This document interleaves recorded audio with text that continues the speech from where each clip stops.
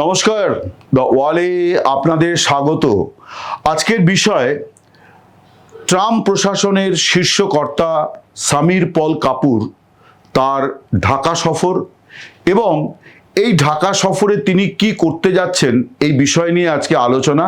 তার কারণ তার ঢাকা সফর অত্যন্ত তাৎপর্যপূর্ণ। প্রথমে বলি যে সামির পল কাপুর এই ব্যক্তিটি কে। সামির পল কাপুর তিনি হচ্ছেন ডোনাল্ড ট্রাম্পের জমানাতে তিনি মার্কিন বিদেশ মন্ত্রকের দক্ষিণ ও মধ্য এশিয়া বিষয়ক সহকারী সচিব বা আমাদের এই উপমহাদেশের ভাষায় মন্ত্রী। তিনি এমন একটা সময় ঢাকায় যাচ্ছেন, বাংলাদেশে যাচ্ছেন, যখন সদ্য সেখানে নতুন সরকার প্রতিষ্ঠা হয়েছে তারেক রহমানের নেতৃত্বে। এই সরকারের মেয়াদ এখনো 1 মাস পূর্ণ হয়নি।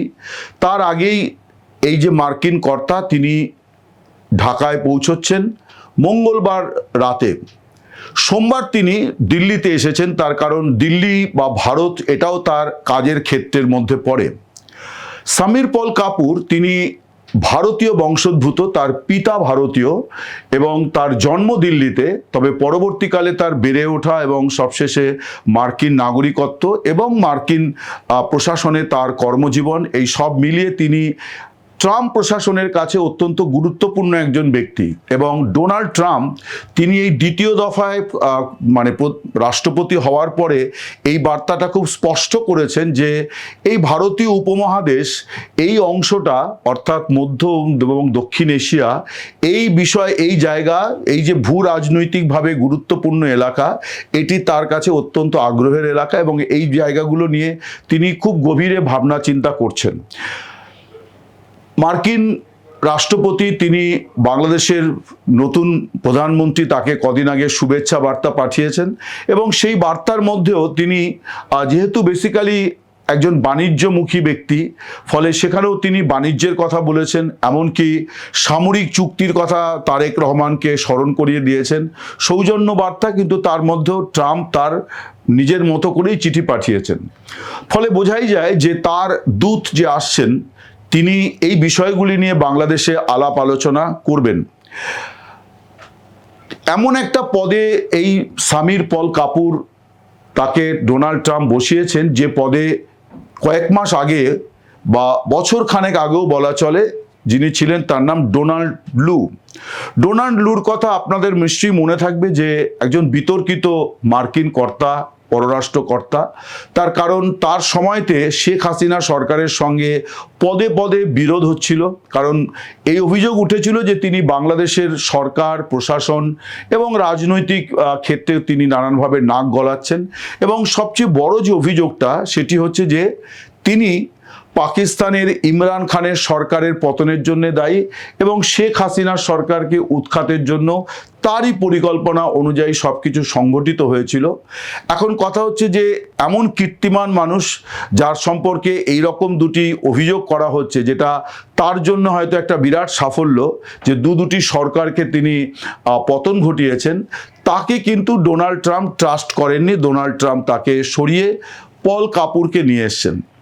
এখন পল কাপুরের যে কর্মসূচি আছে তার মধ্যে অনেক কিছু আছে। এক তো যে তিনি বাংলাদেশের বিদেশ মন্ত্রীর সঙ্গে কথা বলবেন, স্বরাষ্ট্রমন্ত্রীর সঙ্গে কথা বলবেন, জ্বালানি বিষয়ক মন্ত্রীর সঙ্গে কথা বলবেন, বাণিজ্য মন্ত্রীর সঙ্গে কথা বলবেন। ফলে বোঝাই যাচ্ছে যে তিনি তার যে এই সফরের যে কর্মসূচি, সেই কর্মসূচি হচ্ছে বাণিজ্য।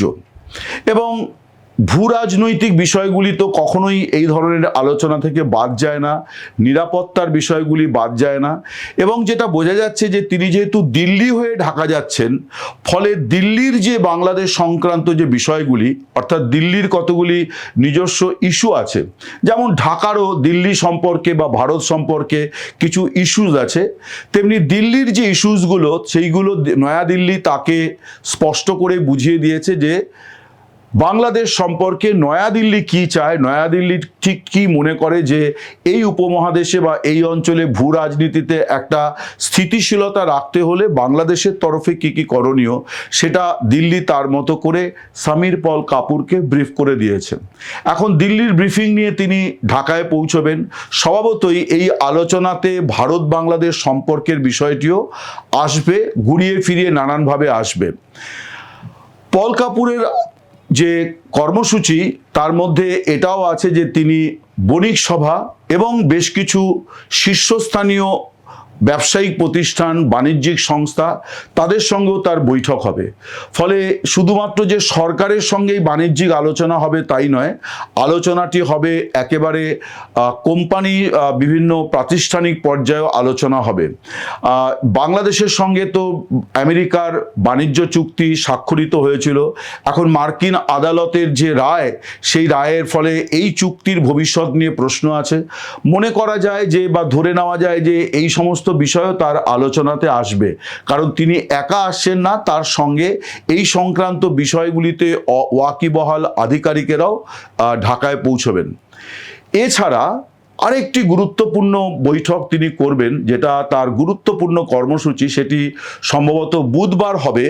সেটি হচ্ছে যে ঢাকার প্রথম সারির রাজনৈতিক দলগুলির সঙ্গে তার বৈঠক করার কথা। এখন এই বৈঠকটা তিনি এক একটি দলের সঙ্গে এক এক সময় করবেন নাকি সব দলকে একসঙ্গে ডাকবেন, এটা এখনো পর্যন্ত খুব স্পষ্ট নয়। হয়তো দলগুলি জানে, তারা প্রকাশ করছে না, কিন্তু ধরেই নেওয়া যায় যে শাসক দল বিএনপি, বিরোধী দল জামায়াতে ইসলামী, এনসিপি এবং অন্যান্য যে দলগুলি এবারে সরকারে আছে বা যারা সরকারে নেই কিন্তু ছোট ছোটভাবে সংসদে যাদের প্রতিনিধিত্ব আছে, তাদের অনেকের সঙ্গেই তার বৈঠক হতে পারে। একটা সূত্র থেকে কিন্তু জানা যাচ্ছে যে এই যে পল কাপুর যাচ্ছেন, তার আলোচনার একটা বড় বিষয় হবে আওয়ামী লীগ। তার কারণ ভারত সরকারের তরফে তাকে এই বিষয়ে কিছু বক্তব্য বলা হয়েছে যে এই বিষয়গুলো যেন তিনি বাংলাদেশ অথরিটির সঙ্গে আলোচনায় আনেন। তার কারণ আওয়ামী লীগ এখনো কিন্তু খাতায় কলমে তারা একটি নিষিদ্ধ রাজনৈতিক দল। নিষিদ্ধ ঠিক বলবো না, তাদের কার্যক্রম নিষিদ্ধ, অর্থাৎ তারা তাদের কার্যক্রম করতে পারছে না, মিটিং মিছিল করতে পারছে না। এখন এই বিষয়টা নিয়ে মার্কিন পররাষ্ট্র মন্ত্রক তারা কি মনে করে, বিদেশ মন্ত্রক তারা কি মনে করে, এটা কিন্তু খুব গুরুত্বপূর্ণ। অর্থাৎ ট্রাম্প প্রশাসন এখন কি মনে করছে। নির্বাচন আওয়ামী লীগকে বাদ দিয়ে হয়েছে। আওয়ামী লীগ বারে বারে বলেছিল যে আমাদেরকে নির্বাচনে অংশ নিতে দেওয়া হোক, তাদেরকে নির্বাচনে অংশ নিতে দেওয়া হয়নি। নির্বাচন হয়ে গিয়েছে, ফলে এখন আর আওয়ামী লীগের সংসদে প্রবেশ করার কোনো অধিকার নেই। কিন্তু রাজনীতিতে তারা ফিরতে পারবে কিনা, এইটা একটা মস্ত বড় প্রশ্ন। এবং এই মস্ত বড় প্রশ্নের উত্তরটি, অর্থাৎ যদি কিছু করণীয় কি, সেই বিষয়টা কিন্তু তারেক রহমানের ওপর অনেকটাই নির্ভর করছে, অর্থাৎ বর্তমান সরকারের ওপর। যদি এখানে কিছু আইনি বিষয় আছে, তবে যে নিষেধাজ্ঞা জারি করা হয়েছে 2025-এর 12ই মে, সেটা একটা প্রশাসনিক অর্ডার। প্রধানমন্ত্রী চাইলে কয়েক মিনিটের মধ্যেই সেই প্রশাসনিক অর্ডার তিনি প্রত্যাহার করে নিতে পারেন। যদি এই কথা ঠিক যে অভ্যন্তরীণ রাজনীতির নানান দায়বদ্ধতা আছে, ফলে তারেক রহমান চাইলেই যে কালই তিনি আওয়ামী লীগের ওপর থেকে নিষেধাজ্ঞা, কার্যক্রমের ওপর নিষেধাজ্ঞাটি প্রত্যাহার করে নেবেন, বিষয়টি অতটা সহজও নয়। যদিও যা করণীয় তাকেই করতে হবে। কিন্তু এটা ঠিক যে বিএনপি, আমি এর আগে একাধিক ভিডিওতে আলোচনা করেছি, বিএনপির মধ্যে অনেক ভিন্ন মত আছে, তাদের সকলে সহমত হবে না। এছাড়া জামায়াতে ইসলামী তাদের আপত্তি আছে, এনসিপির আপত্তি আছে, এবং সর্বোপরি বিএনপির একটা সাধারণভাবেই যে আওয়ামী লীগ তাদের প্রধান প্রতিপক্ষ, রাজনৈতিক প্রতিপক্ষ, সেই রাজনৈতিক প্রতিপক্ষকে তারা ময়দানে ফিরতে দেবে কিনা, এটা অনেক বড় মৌলিক একটা প্রশ্ন।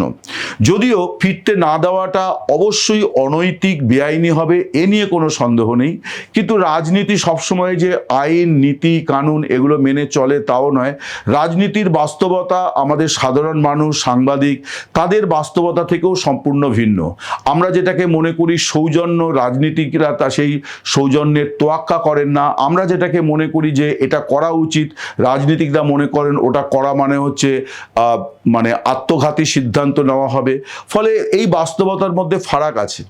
কিন্তু আওয়ামী লীগকে যে ফিরতে দিতে হবে, এইটা নিয়ে বড় কোনো দ্বিমত নেই। প্রশ্নটা হচ্ছে যে কবে তারা ফিরবে।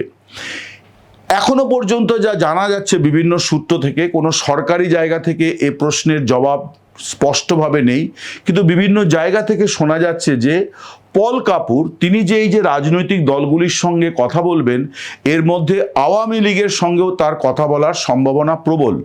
অনেকে বলতে পারেন যে একটা নিষিদ্ধ রাজনৈতিক দলের সঙ্গে একজন মানে পররাষ্ট্রের সহকারী সচিব বা মন্ত্রী যাই বলা হোক না কেন, তিনি কি করে কথা বলবেন? না, এখানে কোনো আইনি বাধা কিছু নেই। তার কারণ হচ্ছে যে তিনি কথা বলবেন ব্যক্তির সঙ্গে, সেখানে এমন নয় যে আওয়ামী লীগের নেতা ঝান্ডা নিয়ে আসবেন, বা এই বৈঠকটা যে একেবারে 1-to-1 মুখোমুখি হবে এমনটিও নাও হতে পারে। এমনটি যে হয় না কিন্তু বৈঠক হয়, তার সবচেয়ে বড় প্রমাণ হচ্ছে যে জাতীয় সংসদ নির্বাচনের আগে কমনওয়েলথের যে প্রতিনিধি দল বাংলাদেশে গিয়েছিল নির্বাচন পূর্ববর্তী পরিস্থিতি পর্যালোচনা করতে, তারা কিন্তু আওয়ামী লীগের দুজন নেতার সঙ্গে কথা বলেছিলেন এবং সেই বৈঠকটি হয়েছিল ভার্চুয়াল মারফতে। ঢাকা থেকে সংযুক্ত হয়েছিলেন সাবির হোসেন চৌধুরী, আওয়ামী লীগের গুরুত্বপূর্ণ নেতা, এবং ওয়াশিংটন থেকে শেখ হাসিনার পুত্র সজীব ওয়াজেদ জয়, তারা ভার্চুয়ালি সংযুক্ত হয়েছিলেন। তারা তাদের বক্তব্য সেখানে পেশ করেছিলেন। এবং আপনারা যদি কমনওয়েলথের এই সংক্রান্ত এই যে বৈঠক বাংলাদেশ পরিদর্শনের যে বিষয়টি, এই নিয়ে তাদের যে প্রেস রিলিজ, সেটা খুব ইঙ্গিতপূর্ণ। সেখানে একটা ল্যাপটপ, খোলা ল্যাপটপ রেখে একটা প্রেস রিলিজ করা হয়েছিল, যেটার অর্থ হচ্ছে যে একটা মিটিং যেমন হয়েছে মুখোমুখি, তেমনি ভার্চুয়াল মিটিংও হয়েছে।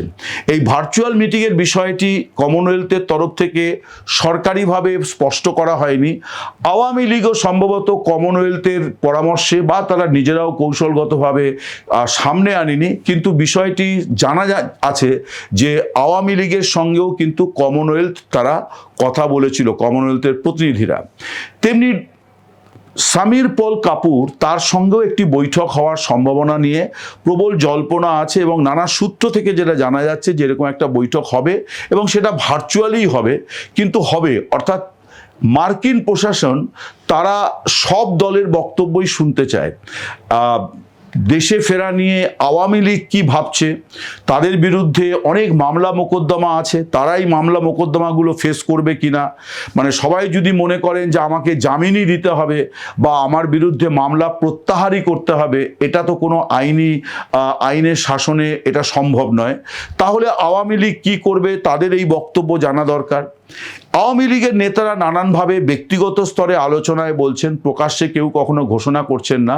তারা ব্যক্তিগত আলোচনায় বলছেন যে নিষেধাজ্ঞাটি উঠে গেলে পরে তাদের দেশে ফিরতে কোনো দ্বিধাদ্বন্দ্ব থাকবে না, কার্যক্রমের নিষেধাজ্ঞা উঠে গেলে কোনো দ্বিধাদ্বন্দ্ব থাকবে না, তারা যাবেন এবং তারা আদালতে ফেস করবেন। তারা শুধু সরকারের কাছ থেকে এই নিশ্চয়তা চান যে আইনি পথে যেন তাদের জামিনের ব্যবস্থা করা হয়, যদি জামিন দেওয়ার সুযোগ থাকে। এবার ওই জামিন দেওয়ার পরে আবার আদালত চত্বরে যে গ্রেপ্তার করে নেওয়া বা জেলখানা থেকে মুক্তির পর জেলের গেটেই দ্বিতীয়বার কোনো মামলায় গ্রেপ্তার করে নেওয়া, এই জিনিসগুলো বন্ধ হবে মব ভায়োলেন্স, এইটা তারা বলছেন। এই যে জেলখানাতেই যেমন এই ফেব্রুয়ারি মাসেই প্রায় 10 জনের বেশি কিন্তু মারা গিয়েছেন, তাদের মধ্যে 5 জন তারা আওয়ামী লীগের নেতাকর্মী, যাদের মৃত্যুর ঘটনা নিয়ে অনেক গুরুতর অভিযোগ আছে, যেগুলি সবই হেফাজতে মৃত্যু এবং এদেরকে মৃত্যুর দিকে ঠেলে দিয়েছে কারা কর্তৃপক্ষ, এইরকমটাই আওয়ামী লীগের অভিযোগ। স্বভাবতই এই যে একটা নির্বাচন হয়ে গিয়েছে এবং এখানে সবারই জানা আছে যে এই নির্বাচনে আমেরিকা, মার্কিন যুক্তরাষ্ট্র একটা বিরাট বড় ভূমিকা পালন করেছে। বিশেষ করে তারেক জিয়াকে দেশে ফেরা নিয়ে তো একটা বড় আপত্তি আমেরিকার তরফেই ছিল, কিন্তু তারা সেই আপত্তিকে বহাল রেখে তারেক জিয়ার প্রত্যাবর্তনে কোনো বাধা হয়নি। নির্বাচন হয়েছে, আওয়ামী লীগকে নির্বাচনে নিতেই হবে এরকম কোনো শর্ত আমেরিকার তরফে আরোপ করা হয়নি। করা হলে কি হতো বলা মুশকিল, এবং সত্যিই সেক্ষেত্রে আওয়ামী লীগকে নিয়েই নির্বাচন হতো। কিন্তু নির্বাচন পরবর্তী সময়তে বাংলাদেশের রাজনীতিতে যাতে স্থিতিশীলতা ফেরে, তার জন্যে আওয়ামী লীগকে রাজনীতির ময়দানে ফিরতে দেওয়াটা জরুরি, এটা কিন্তু এখন আওয়ামী লীগ বিরোধীরাও মনে করছেন। বিএনপির মধ্যে একটা অংশ আছে যারা এটা মনে করেন, এবং তারা মনে করেন বলেই বাংলাদেশে প্রায় শতাধিক পার্টি অফিস আওয়ামী লীগ ইতিমধ্যে খুলতে পেরেছে। এমনকি দুটি জায়গাতে তারা নতুন পার্টি অফিস খুলেছে, যেখানে বলা চলে যে মানে গৃহপ্রবেশের মতো অনুষ্ঠান হয়েছে। দুটি জায়গাতে নতুন পার্টি অফিস আওয়ামী লীগ খুলেছে। এগুলি বিএনপির সহযোগিতা ছাড়া সম্ভব নয়, প্রশাসনের সহযোগিতা ছাড়া সম্ভব নয়, এটা স্বাভাবিক। কিন্তু খুব বড় প্রশ্ন হচ্ছে যে আওয়ামী লীগের ওপর এই নিষেধাজ্ঞা কতদিন থাকবে। আমার কাছে যতটুকু যা খবর আপনাদের কাছে পেশ করলাম, যে মার্কিন মানে দূত, ডোনাল্ড ট্রাম্পের অত্যন্ত আস্থাভাজন দূত, তিনি ঢাকা সফরে তার অন্যতম কর্মসূচি সব রাজনৈতিক দলের সঙ্গে বৈঠক করা। এই সব বলতে জানা যাচ্ছে আওয়ামী লীগও আছে। নমস্কার, শুভরাত্রি, সকলে ভালো থাকবেন।